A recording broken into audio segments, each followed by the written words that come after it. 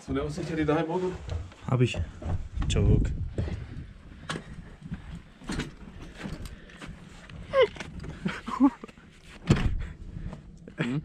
Ich mache einen Vlog.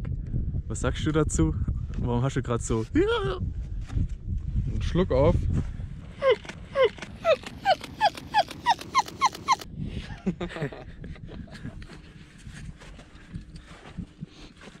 Na, die Aussicht ist Hammer.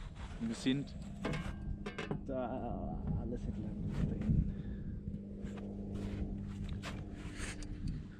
Folgt Frank auf Instagram.